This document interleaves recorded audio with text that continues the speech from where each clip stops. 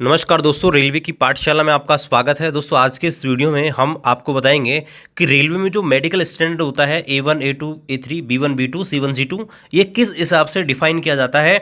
क्या चश्मे वालों को मेडिकल स्टैंडर्ड कौन सा मिलता है, क्या इन्हें रेलवे ग्रुप डी में कोई जॉब मिलेगी, कलर ब्लाइंडनेस वालों को कौन सी जॉब मिल सकती है, कौन सा मेडिकल स्टैंडर्ड यहाँ पर मिलेगा। 6/6 का मतलब क्या होता है, 6/12 का मतलब क्या होता है, 6/9 का मतलब क्या होता है, कितने पावर तक का चश्मा अलाउ है। इसके अलावा किसी की एक आंख नहीं है तो उसको कौन सी पोस्ट मिल सकती है, कौन सा मेडिकल स्टैंडर्ड मिल सकता है, सबके बारे में इस वीडियो में बात करने वाले हैं। चलिए शुरू करते हैं आज के इस वीडियो को। उससे पहले आपसे रिक्वेस्ट है, रेलवे भर्ती के लेटेस्ट एंड ऑथेंटिक अपडेट पाने के लिए चैनल को अभी सब्सक्राइब करें। और दोस्तों अभी तक आप हमारे टेलीग्राम ग्रुप को ज्वाइन नहीं किया, टेलीग्राम ग्रुप को ज्वाइन कर लीजिएगा। तो यहाँ पर मैंने आपके सामने हमारा जो ऑफिशियल नोटिफिकेशन है ना दोस्तों, वो आपके सामने खोल रखा है। और यहाँ पे आएंगे तो यहाँ आपको मेडिकल स्टैंडर्ड के बारे में बता रखा है। तो यहाँ पर देखिए, मैं आपको एक एक करके सारे के बारे में बताता हूँ। देखो, अपना जो मेडिकल स्टैंडर्ड है ना, हाईएस्ट A2 रखा गया है पोस्ट का। और मैं आपको एक बार जो वैकेंसी टेबल है ना वो दिखाना चाहूँगा, वो ज़रूरी है। तो यहाँ पर देखिए, मैं आपको नीचे ले चलता हूँ और यहाँ पर दोस्तों आपका ये वैकेंसी टेबल सबसे लास्ट में दिया गया है, ठीक है, ये रहा। तो यहाँ पर आप देखेंगे तो सबसे हाईएस्ट जो मेडिकल स्टैंडर्ड है वो आपका A2 है, और जो सबसे लोवेस्ट रखा गया है वो दोस्तों C1। आप देख सकते हैं इसके अंदर ये C1 सबसे लोवेस्ट है और सबसे हाईएस्ट आपका A2 है। और मैक्सिमम जो पोस्ट है वो दोस्तों B1 वालों की आप देखेंगे तो B1 वालों के लिए बहुत सारी पोस्ट है, और ये सबसे ज़्यादा संख्या में B1 वालों की पोस्ट है। अगेन हम मेडिकल स्टैंडर्ड जो है उस पर आ जाते हैं और यहाँ पर देखते हैं मेडिकल स्टैंडर्ड किस प्रकार से यहाँ पर डिफाइन होता है। A1 क्या होता है, A2 A3 इनके बारे में बात करेंगे। तो यहाँ पर देखिए, मैं आपको ले चलता हूँ यहाँ पर मेडिकल स्टैंडर्ड के ऊपर, और ये यहाँ पे आपका एक मिनट थोड़ा सा ले लेते हैं, देख लेते हैं। ये आपका एक्स सर्विसमैन के बारे में है, हॉरिजॉन्टल रिजर्वेशन।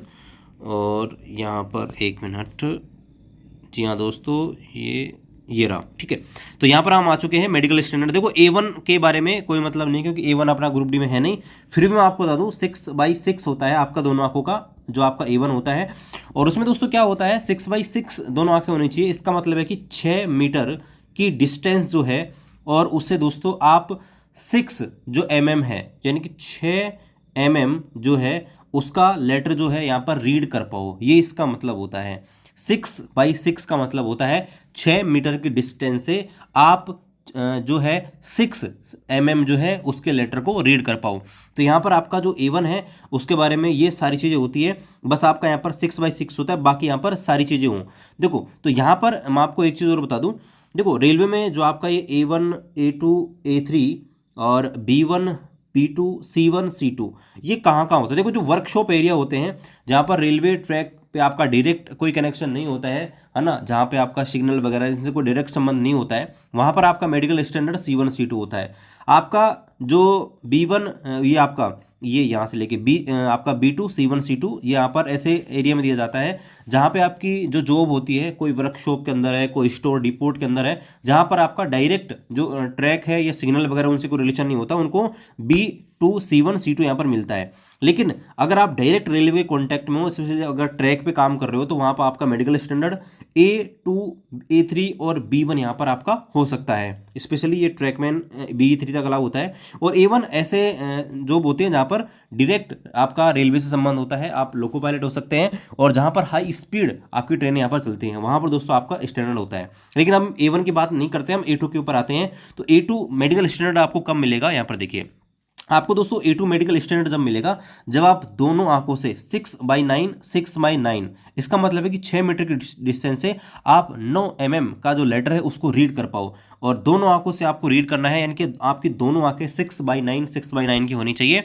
और यहाँ पर आपको ध्यान रखना है, चश्मा यूज नहीं करना। अगर आपने चश्मा यूज किया तो आप A2 मेडिकल स्टैंडर्ड में नहीं आओगे, भले ही आपने 6/9 क्लियर किया है, लेकिन अगर आप चश्मा यूज किए तो दोस्तों आप A2 मेडिकल स्टैंडर्ड में नहीं आकर A3 मेडिकल स्टैंडर्ड में आओगे। अब यहाँ पर देखिए, एक चीज़ और आपको ध्यान रखनी है, वो चीज़ ये है कि यहाँ पर A2 के अंदर आपको 6/9 ये तो आपके है ही है। इसके अलावा आपको कलर विजन का टेस्ट होगा, बिनोकुलर विजन, नाइट विजन और मेसोफिक विजन, ये टेस्ट आपका होने वाला है। अगर दोस्तों आप ये सारे टेस्ट पास करते हो लेकिन आप सिर्फ चश्मा यूज़ करते हो, तो दोस्तों आपके चश्मे की पावर अगर 2D तक है तो दोस्तों आप A3 मेडिकल कैटेगरी में आ जाओगे। लेकिन अगर बात करते हैं, यहाँ पर देखिए, अगर आपकी जो आंखें हैं 6/9 के अलावा एक आंख 6/12 है, यानी कि आप 6 मीटर की दूरी से 12 mm का लेटर उसको रीड कर पाओगे। तो अगर आप चश्मा यूज़ करते हो और आपकी जो आंखें हैं वो 4D तक है, मतलब 4D का चश्मा आप यूज़ करते हो, 4 डायोप्टर का, तो आपको B1 मेडिकल स्टैंडर्ड में रखा जाएगा। यानी कि आपका कलर विजन टेस्ट यहाँ भी होगा, लेकिन सिर्फ आपकी आंखें जो हैं उनका दोस्तों जो विजन है वो थोड़ा कम हो गया। अगर आप कलर ब्लाइंडनेस से ग्रस्त हो, अगर आप जो कलर हैं ग्रीन, येलो, वाइट, रेड, इनके अंदर डिफ्रेंशिएट नहीं कर पाते हो, तो दोस्तों आपको मिलेगा B2 मेडिकल स्टैंडर्ड। यहाँ पे दोस्तों आप चश्मा यूज कर सकते हैं और चश्मे की पावर है 4D। यहाँ पर C1 की बात करें, C1 में भी आपको दोस्तों यहाँ पर जो है एक आंख 6/12 और दूसरी आपकी 6/18 की हो सकती है। यहाँ पे आपका कोई कलर ब्लाइंडनेस का टेस्ट नहीं होता है, नाइट विजन का टेस्ट भी नहीं होता है इनके अंदर। और C2 कब मिलता है? जब दोस्तों आप एक आंख से बिल्कुल ही नहीं देख पाते हो और दूसरी आंख आपकी 6/12 है, और यहाँ पर आप चश्मा कुछ भी यूज़ कर सकते हो, किसी भी पावर का दूसरी आंख में, उससे कोई फर्क नहीं पड़ता, तब आपका C2 मेडिकल स्टैंडर्ड आपको मिलता है। अब मैं आपको एक समराइज कर देता हूँ एक बार फिर से। देखिए, अगर आप चश्मा यूज़ नहीं करते है ना, तो आपको मिलेगा A2 मेडिकल स्टैंडर्ड, सीधी सी बात है। अगर आप चश्मा यूज़ नहीं करते आपको मिलेगा A2 मेडिकल स्टैंडर्ड। लेकिन एक चीज़ को ध्यान रखनी है, आपको ये टेस्ट पूरी करने हैं। 6/9 की आंखें होनी चाहिए और बिनोकुलर, नाइट विजन और आपका कलर ब्लाइंडनेस, ये आपके होंगे तो आप A2 के अंदर है। अगर आप ये सारे टेस्ट तो पास कर देते हो लेकिन आप चश्मा लगाते हो, ये चीज़ ध्यान रखनी है, आप ये सारे टेस्ट तो पास करते हो लेकिन चश्मा यूज़ करते हो, लेकिन चश्मे की जो पावर है वो 2 डायोप्टर तक ही होनी चाहिए, तो दोस्तों आप A3 मेडिकल स्टैंडर्ड में आ जाओगे। और यहाँ पर देखिए, अगर आप चश्मा यूज़ करते हो लेकिन उसकी जो पावर है वो दोस्तों 4D तक है, यानी कि 2D तो वहाँ उसमें था ही, अगर आपके 4D तक है और आपकी जो एक आंख है 6/9 यानी कि 6 मीटर की दूरी से 9 mm का लेटर देखना, और दूसरी आंख आपकी 6 मीटर की दूरी से 12 mm का लेटर पढ़ सकता है, तो दोस्तों आपको मिल जाएगा B1 मेडिकल स्टैंडर्ड। और यहाँ पर देखिए, ये तीनों पोस्ट है, तीनों पोस्ट के अंदर आपका, ये तीनों पोस्ट के अंदर आपका होने वाला है कलर विजन, यानी कि आपको कलर विजन की प्रॉब्लम है तो आपको तीनों में से कोई जो मेडिकल स्टैंडर्ड है नहीं मिल सकता है, ये चीज़ ध्यान रखनी है। और यहाँ पर बात करते थे, वो तीनों जो पोस्ट हैं ये वाली, अगर आपको कलर ब्लाइंडनेस की प्रॉब्लम है, आपको ये तीनों पोस्ट नहीं, तीनों मेडिकल स्टैंडर्ड में से कोई सा मिल सकता है। शर्तें तीनों को देख लीजिए। यहाँ पर चश्मा जो है वो आप यूज़ कर सकते हैं, 4D तक का अलाउ है, लेकिन यहाँ पर आंखों का स्टैंडर्ड ये है, ठीक है। लेकिन अगर आपका जो चश्मा, तो आप कोई सा भी यूज़ कीजिए कितनी पावर का, लेकिन आपकी जो आंखें हैं वो इसकी हैं 6/12 6/18 की, तो आप C1 मेडिकल स्टैंडर्ड में जा सकते हो, जो कि सबसे लोवेस्ट है। कब? देखो, चश्मा किसी भी पावर का यूज़ कीजिए, कोई फर्क नहीं पड़ता, तो आप आएंगे C1 के अंदर, लेकिन दोनों आंखों से आप देख पा रहे हो तब।